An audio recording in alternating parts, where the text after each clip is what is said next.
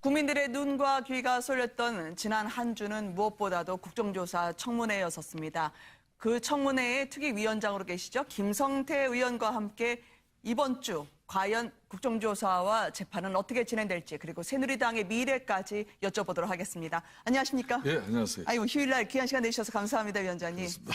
어떠세요? 이 청문회에서 그동안 보니까 실시간으로 국민들도 위원장님께 직접 질문을 요청하기도 하던데 국민들의 이 막중한 국정농단에 대한 관심 어떻게 느끼셨는지 궁금합니다. 사실상 이 4차 청문회가 마쳐질 때까지 네. 국민들의 관심은 뭐 역대 방송 시청률만 보더라도 네. 증명이 되는 건데 대단하죠. 실시간에 거의 네. 뭐 1분 1초 단위의 가령 청문위원이 좀 제대로 균형 잡힌 질의를 하지 못하거나 네. 또 정인석에서 네.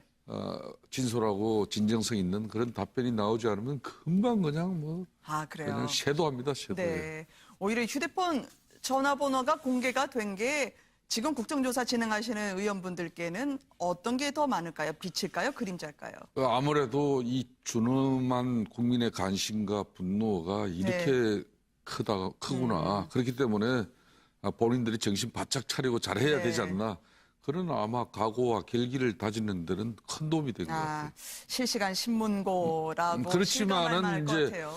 본인과 가까운 뭐 참모진이나 또 네. 뭐 동료위원이라든지 또 지역 유권자들하고 이 소통을 하는 부분은 네. 문제가 생기죠. 왜 너무 많은 뭐 이 메시지가 들어오니까 네. 제대로 확인이 또 안 되니까.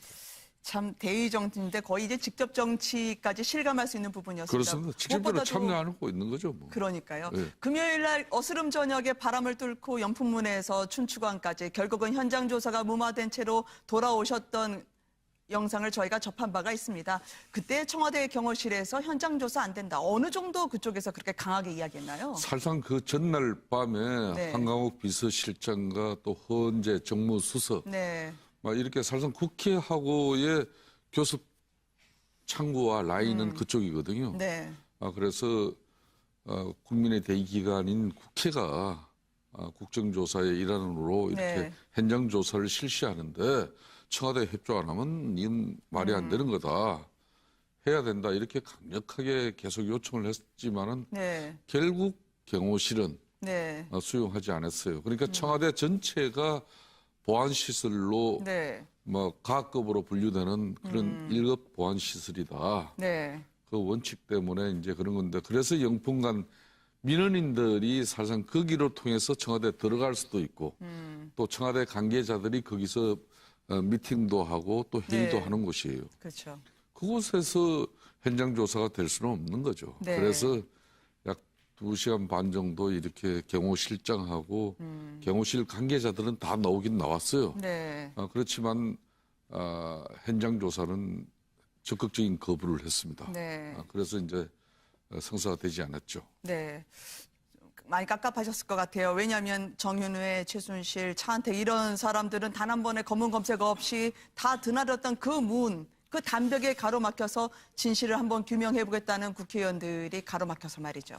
그러니까 경호실장의 그날 좀 항변에 대해서도 저희들이 납득이 되지 않는 게 네. 흔히 말하는 대통령 보안 손님은 검문 검색의 절차 없이 네. 그 야심한 밤에도 네. 프리패스를 해주면서 국민을 대표하고 있는 국회에 네. 이런 국정조사를 그때는 또 청와대 전체가 국가보안시설이고 네. 또 구역이기 때문에 안 된다. 이거는 정말 국민들을 좀 무시한 처사였어요. 네. 다시 한번 현장 조사를 시도하실 계획은 없으신지요? 청와대 말이죠. 이제 내일부터 이번 국조특위의 청와대 현장 조사를 거부한 청와대에 대한 판단을 어떻게 할 것인가. 네. 교섭단체 3당 간에 네. 협의를 할 거예요. 네. 그래서 협의를 해서 이제 적절한 조치를 아마 취할 겁니다. 적절한 조치라는 건 저희가 어떠한 걸 예상하면 될까요? 아무래도 이제 돌아오는 이번 주 이제 목요일 날 22일이 5차 청문회예요. 있죠. 네. 여기는 우병우 전 민정수석을 비롯한 또 대통령 간저까지 네. 4월 16일 날 당일날 4월 6일이죠, 그죠? 4월 6일 당일날 4월 16일. 16일 네. 당일날 그 조여옥 대의가 네네. 박근혜 대통령과 함께 있었는데 결정적인 아마 정언이 필요한 사람입니다. 이 사람이 네. 나오고 하면은 그럼 세월호 당일날 대통령의 그런 행적은 어떻게 되는 것인지 네. 또 대통령으로서는 세월호 사고에 적절한 조치를 취하기 위해서 왜 제대로 된 업무를 보지 않았는지 이런 실체들이 다 이제 밝혀질 수 있죠. 네. 그렇기 때문에 그날 이후에 만일 조치가 안 되면은 네. 청와대에 대해서는 아주 단호한 또 입장이 들어갈 겁니다. 네. 무엇보다도 지금 5차 청문회 말씀을 하셨었는데요. 우병우 전 수석도 나오고요. 지금 만만치 않은 증인들이 그날 총 출동을 합니다. 청문회에 대한 국민들의 관심과 그리고 지적이 가장 많이 몰릴 날로 예상이 되는데요. 이 증인이 한동안 긴장감을 불러일으켰습니다. 함께 보시겠습니다. 2007년 7월 19일에 있었던 한나라당 후보 검증 청문회. 이 당시에 박근혜 후보 바로 앞에 있었던 이분이 바로 김기춘 실장 본인 맞으시죠? 네. 네. 8년 김기춘 문광희 국감자료 법률자문위원장 앞에서 있었던 한나라당 후보 검증 청문회입니다. 최순실을 몰랐다? 이게 앞뒤가 안 맞죠. 지금 그렇죠? 저 최순실 죄송합니다. 저도 이제 나이 들어서 이제 와서 나이 들어서 가만히 나이 핑계 대지 조금 저도 한 마시고요. 말씀 올리겠습니다. 네? 최순실이라는 이름은 이제 보니까 뭐 제가 못 들었다고 말할 수는 없습니다. 그러나 최순실이를 알지는 못합니다. 자, 김기춘 전 실장의 벽을 뛰어넘었던 증언의 현장으로 모셨습니다. 한번 그 당시에 청문회 내에서의 분위기가 궁금합니다, 위원장님. 저때 김기춘 전 실장이 그 이후에 나가실 때까지 좀 당황하시던가요? 아니면 전혀 기색이 없으시던가요? 좀 당황했죠. 네. 김기춘 전 비서실장 같은 경우 연세가 올해 78이에요. 네. 그래서 웬만해가지고는 표정이 들키지 않습니다. 그러니까 속 내의가 드러나지 않는다는 네, 거죠. 네. 그렇지만 저 순간에는 좀 상당히 당황한 기색이 역력했어요. 네. 그리고 그렇지만 금방 평정심을 찾아버렸습니다. 정말 눈 한 번 이렇게 내리 감으시고 네. 바로 평정심을 유지했어요. 아, 저 영상물을 제보받고 네. 박영선 의원이 정말 호되게 몰았는데도 금방 평정심 찾았어요. 네. 네. 그 뒤에는 뭐 다시 송곳 질문을 해도 전혀 흔들림이 전혀 없으시던가요? 흔들림 없었고 네.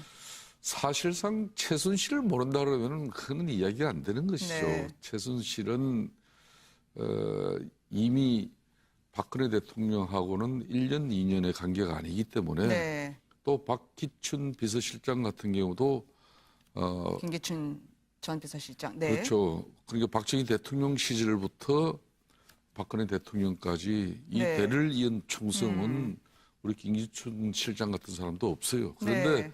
뭐 사실상 박정희 대통령 때부터 최태민 씨 일가가 문제가 되고 그 자손들이 특히 최순실이가 뭐 사실상 저희 새누리당 내에서도 네. 동료 의원들끼리 좀 정치를 오래 하신 분들은 최순실을 몰랐다는 게 말이 안 된다는 그런 의견들이 많죠. 네.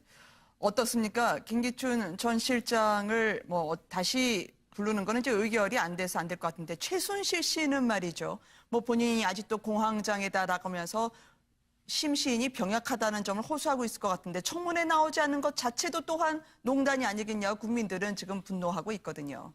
그렇습니다. 이제 5차 청문회는 네.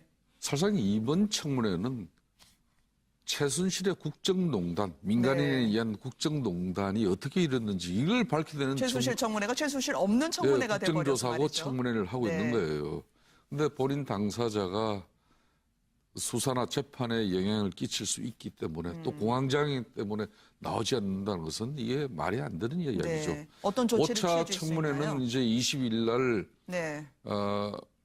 우병우 수석과 핵심이 최순실입니다. 네. 또 아울러서 고영태 정인 같은 경우도 이미 나왔습니다마는 네. 정인으로 나온 이후에 통화 녹음 파일이 또 그 다음 청문회에서 박영선 의원이 제기했지 않습니까? 네, 그렇죠. 이거는 즉 최순실이가 독일에서 한국에 들어오기 전 고영태에게 전화해서 쉽게 말하면 위정 교사를 하는 그런 장면을 우리가 확인했기 때문에 아, 노승일 과장이 아니고 고영태 씨에게 전화한 건가요? 고영태 씨한테 먼저 하고 그 네. 뒷날 15일 청문회에서 노승일 부장에게 아, 또 최순실이가 네. 다시 하는 내용이 들어있죠. 아, 그러면 첫 번째 그러니까 육성은 고영태 씨에게 고영태 직접 씨입니다. 전한 것이 그렇습니다. 녹취가 된 돼서 거, 그게 국정조사장에서 공개가 된 박영선 겁니까? 의원한테 아. 뭐 제보가 된 것이죠. 네. 그래서 이 태블릿 PC는 이번 최순실의 국정농단의 핵심 점검물입니다. 네.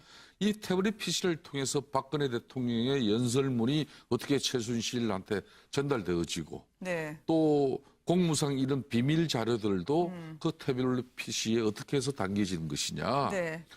이런 내용이 결론은 국정농단한 사실을 뒷받침하는 결정적인 증거예요. 잠시 뒤에 이만희 의원 그 위증 교사와 관련한 부분은 또 여쭤본다 하더라도요. 예. 무엇보다 그럼 최순실 씨는 다시 부르실 여러 가지 조치를 만일 지금 강구 중이신지요? 이번 주 돌아오는 목요일 날 22일 청문회에도 최순실 증인이 안 나오면은 네. 서울구치소에 우리가 가서 현장 조사를 하면서 현장 조사 청문회를 할 계획이에요. 아, 5차 청문회 이후에 5차 때도 최순실이 나오지 않는다면 바로 최순실이 있는 구치소에서 청문회를 진행하겠다는 말씀이시군요. 그렇습니다. 예. 그러면 그거를 위한 여러 가지 뭐 재반 절차는 간단합니까? 무리는 없나요? 법무부 교정본부와 네. 협의를 하고 법무부 지금 장관 대행을 하고 있는 지금 차관과 네. 이 문제를 협의해서 5차 청문회 그러니까 이번 주 목요일 날 최순실이 나오지 않으면 바로 그 부분에 결정을 하려고 하고 있습니다. 네. 동행명령장 발부에도 응하지 않았었지만 변호인에서 절대 응할 수 없다라고 끝까지 거부를 할 경우에는 어떻게 됩니까? 그러니까 이 동행명령장은 청문회 당일날 그렇죠. 정인이 출석하지 않을 때 발부를 해가지고 네. 오후라도 참석을 시키는 또 제도인데 모든 거를 거부를 했는데 예. 만일 당일날 현장 조사도 거부한다면 말이죠. 그날도 만일 안 된다 그러면은 그날 우리가 이 국정조사위원회에서 의결을 해야겠죠. 네. 의결을 해서 현장조사, 네. 서울구치소 현장조사를 의결해서 거기서 최순실을 정인으로 이렇게 세워서 네. 국민들의 의혹과 진상규명에 우리 위원회가 나설 계획입니다. 네. 알겠습니다. 이 구치소에서 청문회를 진행하는 방안을 저희가 어쩌면 볼 수도 있겠군요. 그렇습니다. 과거에 한보 정태수 회장이 뭐 건강상의 이유 뭐 여러 가지 이유로 네. 청문회장에 결국 안 나왔지 않습니까? 그렇죠. 그때 선택한 게 그때도 구치소 네. 현장 조사를 통해서 세웠었습니다. 네. 그래서 이번에도 뭐 우리 국회의원들이 현장 조사를 통해서 구치소에서 최순실 정의인과 함께 네. 국민적 의혹과 진상 규명을 위해서 하겠다는데 거기서 안 나온다 그러면은 이 사람은 대한민국 국민이 아니죠. 네. 이 국정조사 질문의 거의 마지막으로 저희가 이 같은 영상을 하나 준비했습니다. 이제는 국민들이 함께하는 청문회가 됐더라고요. 그래서 그렇습니다. 질문도 받으시고 바로 대행해서 해주시던데 저희가 그 장면을 한번 보시겠습니다. 잠깐 보고 오시죠. 저 위원장님. 죄송합니다. 위원장님, 제가 답변을 요구하지 않은 걸 답변하고 있습니다. 잠깐만 시간 끄세요. 네, 또 제가 위원장 할 때군요. 죄송합니다. 김경숙 증인. 잠깐만요, 장 의원님. 예, 지금 불만이 무엇이죠?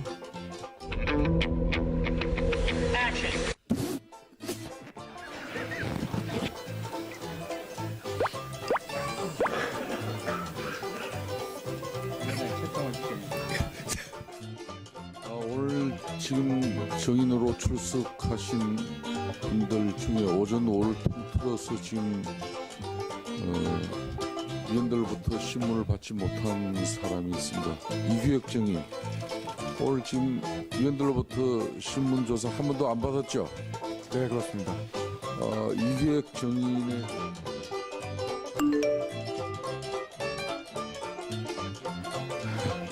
그 이규혁 정인 그 영재센터 스포츠 영재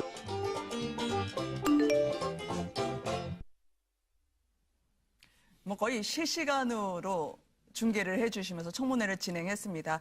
많은 분들이 지금 이번 청문회를 보면서 7분 질의, 과연 저렇게 송곳 질의를 한다 하더라도 워낙 철통으로 모른다고 하니 의사들은 시술을 모른다고 하고 교수들은 정유라에 대해서 모른다고 하니 참 답답했던 청문회이기도 했습니다. 예. 이런 점을 좀 더 보완해서 아마 이 국민들이 참다 못해서 저렇게 참여도 해주고 하는데요. 예. 어떻게 5차에서는 조금 더 증인들의 진솔한 답변을 기대할 수가 있을까요? 이번 청문을 통해서 네. 국정조사의 한계도 분명히 드러났죠. 네. 과거부터 국정조사는 뭐 이거는 유명무실하다 뭐 네. 이런 비판도 많이 받았습니다만은 전에는 동행명령장 발부도 잘 안 했어요, 증인들. 네. 그렇지만 이번에는 상당 압박 수단으로 동행명령장도 발부를 네. 하면서 사실상 국회에서 이런 허위 정언이라든지 네. 또 감정 법률에 따라서 이게 명확한 처벌도 이루어진다. 특히 동행명령장 발부받고도 네. 정인으로 참석하지 않으면 국회 모욕죄로 고발하겠다. 이건 5년 이하의 징역이에요. 세죠. 네. 그럼에도 불구하고 오지 않는 것은 여태 이게 재판부에서 이런 위반 행위 또 정인으로서의 국회 모욕죄적인 네. 그런 사실이 있었다 하더라도 재판부가 너무 쏙망망이 처벌을 했어요. 네. 그렇지만 이번에는 현행법 체계라도 재판부가 제대로 된 판결을 내리면은 아마 달라질 거고 네.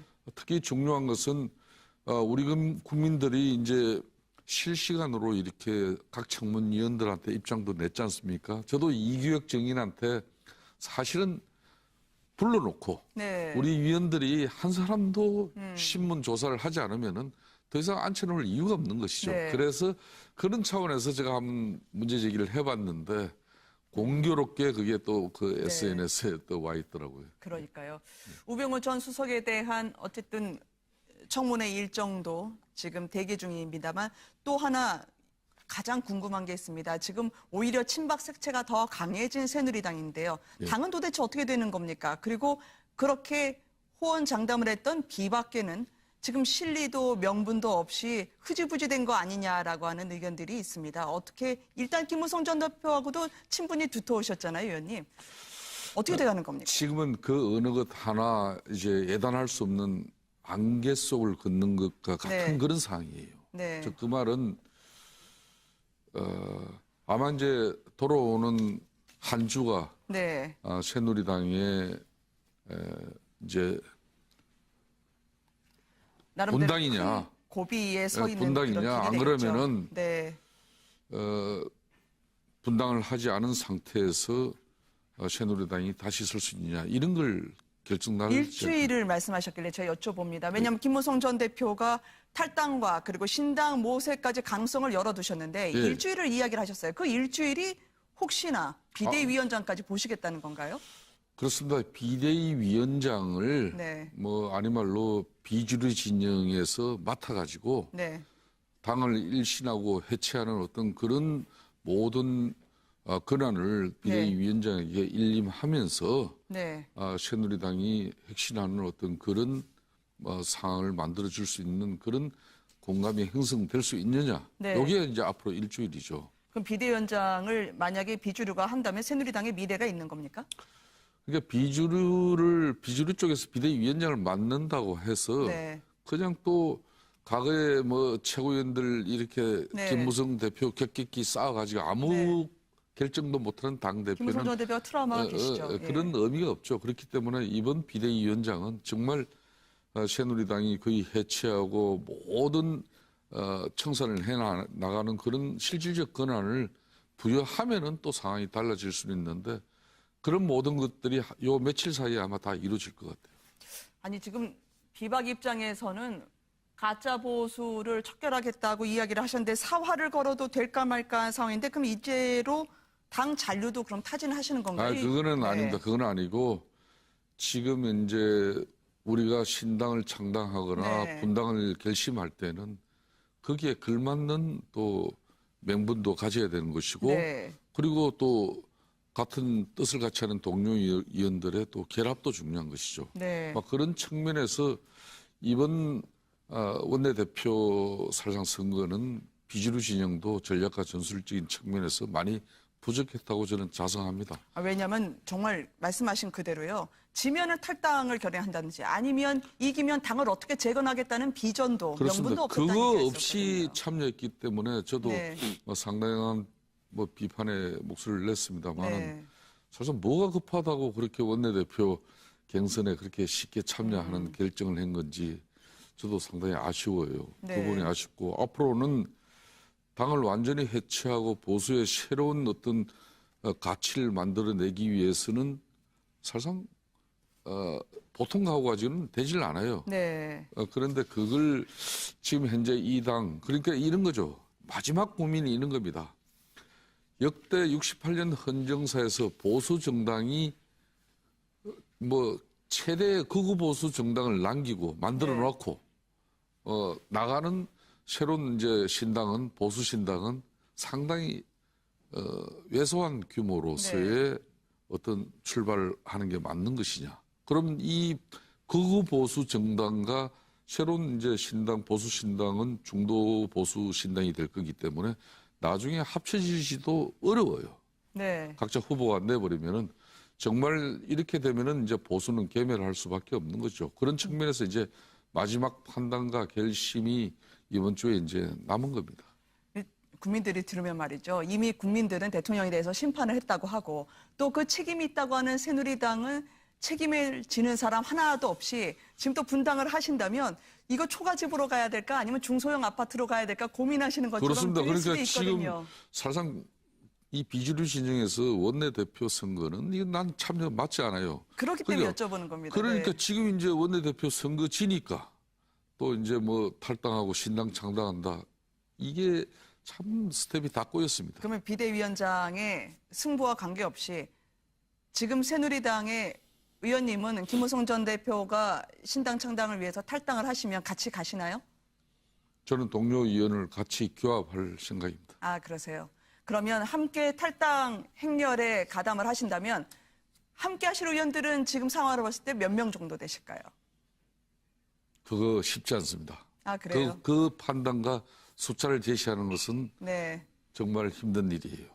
지금의 친박과 같이 하는 것이 새누리당을 국민들 앞에 건강한 보수로 내보는 데 있어서 맞는 길이라고 보시는 보수 거죠? 정당이 이 한쪽은 극우 보수 정당이 되고 네. 새로운 신당은 중도 합리성을 추구하는 보수 신당이라 그래도 국민들 눈에는 네. 보수는 보수예요. 네. 너들 웃기는 짓 하고 있네 이제 이런 시각인데 네. 그런 관점을 우리가 어떻게 극복할 것인가. 네. 그게 이제 마지막 숙제고 앞으로 한 일주일 정도가 네. 그런 판단의 최종적인 종착지가 될 거 아니냐 이렇게 보고 있습니다. 국민들이 보실 때는 그래도 한 번 더 참고 이런 질문을 던져보면 어떨까 하실 것 같아요. 비대위원장이 비주류가 된다 하더라도 나가시는 겁니까?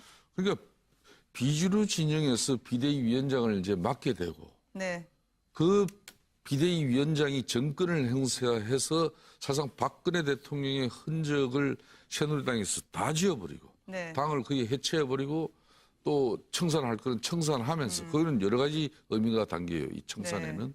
그런 가운데 보수의 새로운 가치를 여기서 창출해낼 수 있을 건지. 네. 그러니까 이 비대위원장이 어떤 형식으로 비주류 진영에 맡겨지는지 이게 아마 가름이 될 것 같아요. 국민들이 볼 때는 친박이 이 선으로 물러나나 해체가 되나 그냥 똑같은 작전으로 보이거든요. 그렇죠. 제일 네. 나이스한 것은 쿨한 것은 비주류 진영이 네. 새로운 보수 신당을 네. 사실상 창당하는 게 가장 네. 깔끔합니다. 풍찬 노숙을 하실 수 있을까라고 질문을 던지는 분들도 꽤 있습니다. 하면 하는 것이죠. 그게 네. 처음부터 하고 못하고 네. 있겠습니까? 그런데 그렇기보다는 다 새누리당 많은 의원들은 68년 이 헌정 역사에 보수당이 분열로 망하는 경우는 지금까지 국민들한테 보여주지 않았기 때문에 네. 그 마지막 고민을 다들 이렇게 오래 하고 있는 겁니다. 알겠습니다. 오늘 이 휴일날 나와주셔서 귀한 말씀 주셔서 감사합니다, 의원님. 고맙습니다. 예, 감사합니다. 당일날 4월 16일. 16일 당일날 그 조여옥 대의가 네, 네. 박근혜 대통령과 함께 있었는데 결정적인 아마 정언이 필요한 사람입니다. 이 사람이 네. 나오고 하면은 그럼 세월호 당일날 대통령의 그런 행적은 어떻게 되는 것인지 네. 또 대통령으로서는 세월호 사고에 적절한 조치를 취하기 위해서 왜 제대로 된 업무를 보지 않았는지 이런 실체들이 다 이제 밝혀질 수 있죠. 네. 그렇기 때문에 그날 이후에 만일 조치가 안 되면은 네. 청와대에 대해서는 아주 단호한 또 입장이 들어갈 겁니다. 네. 무엇보다도 지금 5차 청문회 말씀을 하셨었는데요. 우병우 전 수석도 나오고요. 지금 만만치 않은 증인들이 그날 총 출동을 합니다. 청문회에 대한 국민들의 관심과 그리고 지적이 가장 많이 몰릴 날로 예상이 되는데요. 이 증인이 한동안 긴장감을 불러일으켰습니다. 함께 보시겠습니다. 2007년 7월 19일에 있었던 한나라당 후보 검증 청문회. 이 당시에 박근혜 후보 바로 앞에 있었던 이분이 바로 김기춘 실장 본인 맞죠? 네. 현장 조사를 실시하는데 청와대 협조 안 하면 이건 말이 안 되는 거다. 해야 된다. 이렇게 강력하게 계속 요청을 했지만은 네. 결국 경호실은 네. 수용하지 않았어요. 그러니까 청와대 전체가 보안 시설로 네. 뭐 가급으로 분류되는 그런 1급 보안 시설이다. 네. 그 원칙 때문에 이제 그런 건데 그래서 영풍간 민원인들이 사실상 거기를 통해서 청와대 들어갈 수도 있고 또 청와대 관계자들이 거기서 미팅도 하고 또 회의도 네. 하는 곳이에요. 그렇죠. 그곳에서 현장 조사가 될 수는 없는 거죠. 네. 그래서 약 2시간 반 정도 이렇게 경호실장하고 경호실 관계자들은 다 나오긴 나왔어요. 네. 그렇지만 현장 조사는 적극적인 거부를 했습니다. 네. 그래서 이제 성사가 되지 않았죠. 네. 많이 깝깝하셨을 것 같아요. 왜냐하면 정윤회, 최순실, 차은택 이런 사람들은 단 한 번의 검문 검색 없이 다 드나들었던 그 문, 그 담벽에 가로막혀서 진실을 한번 규명해보겠다는 국회의원들이 가로막혀서 말이죠. 그러니까 경호실장의 그날 좀 항변에 대해서도 저희들이 납득이 되지 않는 게 네. 흔히 말하는 더 많을까요? 빛일까요? 그림자일까요? 아무래도 이 준엄한 국민의 관심과 분노가 이렇게 크구나. 그렇기 때문에 본인들이 정신 바짝 차리고 잘해야 네. 되지 않나. 그런 아마 각오와 결기를 다지는 데는 큰 도움이 된 것 같아요. 실시간 신문고라고 그렇지만은 실감할 만할 것 이제 같아요. 본인과 가까운 뭐 참모진이나 또 네. 뭐 동료위원이라든지 또 지역 유권자들하고 이 소통을 하는 부분은 네. 문제가 생기죠. 왜 너무 많은 뭐 이 메시지가 들어오니까 네. 제대로 확인이 또 안 되니까. 참 대의 정치인데 거의 이제 직접 정치까지 실감할 수 있는 부분이었습니다. 그렇습니다. 직접적으로 무엇보다도 참여하고 있는 거죠. 뭐. 그러니까요. 네. 금요일 날 어스름 저녁에 바람을 뚫고 연풍문에서 춘추관까지 결국은 현장 조사가 무마된 채로 돌아오셨던 영상을 저희가 접한 바가 있습니다. 그때 청와대 경호실에서 현장 조사 안 된다. 어느 정도 그쪽에서 그렇게 강하게 이야기했나요? 사실상 그 전날 밤에 네. 한강욱 비서실장과 또 헌재 정무수석 네. 막 이렇게 사실상 국회하고의 교섭 창구와 라인은 그쪽이거든요. 네. 그래서 국민의 대기관인 국회가 국정조사의 일환으로 네. 국민들의 눈과 귀가 쏠렸던 지난 한 주는 무엇보다도 국정조사 청문회였었습니다. 그 청문회의 특위위원장으로 계시죠. 김성태 의원과 함께 이번 주 과연 국정조사와 재판은 어떻게 진행될지 그리고 새누리당의 미래까지 여쭤보도록 하겠습니다. 안녕하십니까? 예, 안녕하세요. 아이고 휴일날 귀한 시간 내주셔서 감사합니다, 위원장님. 어떠세요? 이 청문회에서 그동안 보니까 실시간으로 국민들도 위원장님께 직접 질문을 요청하기도 하던데 국민들의 이 막중한 국정농단에 대한 관심 어떻게 느끼셨는지 궁금합니다. 사실상 이 4차 청문회가 마쳐질 때까지 네. 국민들의 관심은 뭐 역대 방송 시청률만 보더라도 네. 증명이 되는 건데 대단하죠. 실시간에 거의 네. 뭐 1분 1초 단위의 가령 청문위원이 좀 제대로 균형 잡힌 질의를 하지 못하거나 네. 또 정인석에서 네. 진솔하고 진정성 있는 그런 답변이 나오지 않으면 금방 그냥 그래요. 그냥 쇄도합니다. 쇄도해. 네. 오히려 휴대폰 전화번호가 공개가 된 게 지금 국정조사 진행하시는 의원분들께는 어떤 게 더... 대통령 보안 손님은 검문 검색의 절차 없이 네. 그 야심한 밤에도 네. 프리패스를 해주면서 국민을 대표하고 있는 국회에 네. 이런 국정조사를 그때는 또 청와대 전체가 국가보안시설이고 네. 또 구역이기 때문에 안 된다. 이거는 정말 국민들을 좀 무시한 처사였어요. 네. 다시 한번 현장 조사를 시도하실 계획은 없으신지요? 청와대 말이죠. 이제 내일부터 이번 국조특위의 청와대 현장 조사를 거부한 청와대에 대한 판단을 어떻게 할 것인가. 네. 교섭단체 3당 간에 네. 협의를 할 거예요. 네. 그래서 협의를 해서 이제 적절한 조치를 아마 취할 겁니다. 아, 적절한 조치라는 건 네. 저희가 어떠한 걸 예상하면 될까요? 아무래도 이제 돌아오는 이번 주 이제 목요일 날 22일이 5차 5차 청문회가 있죠. 청문회예요. 네. 여기는 우병우 전 민정수석을 비롯한 또 대통령 간접까지 네. 4월 16일 날 당일 날 4월 6일이죠. 그죠? 4월 6일